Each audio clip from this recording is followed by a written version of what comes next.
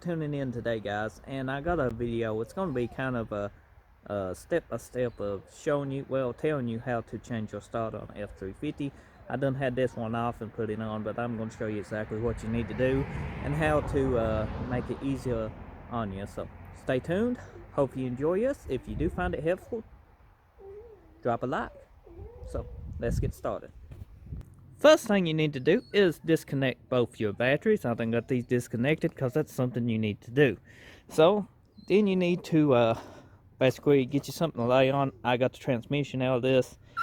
If you've not seen my previous videos, I actually put a new clutch in it, and I'm going through the transmission and everything on this truck.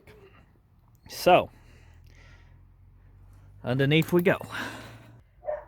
Anyway, your starter is here on the passenger side.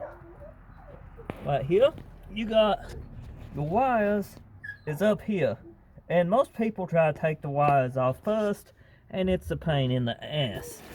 Well, they actually two different starters. You got one that used 2 bolts and one that used 3 bolts. I got new bolts in this. 1 bolt here, 1 bolt here, and 1 bolt up top. Now let me move away here and explain. The best way to do this, don't fight with your wires up here. You're just going to aggravate yourself. Go ahead and loosen all your starter bolts once you get your batteries unhooked, and take the starter off.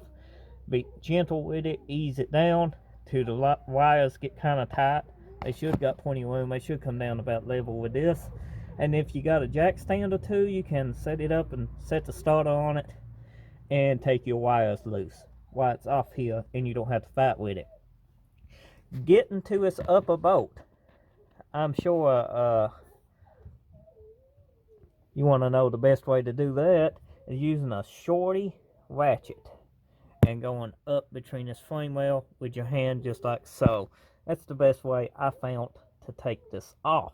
Now this is a short video. I did not have my tripod, and it was late when I was putting these new bolts and stuff in it and putting this starter on it after we checked the Bendix and stuff.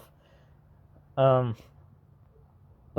that's simple, and it's how-to, and simple how-to video. Yep.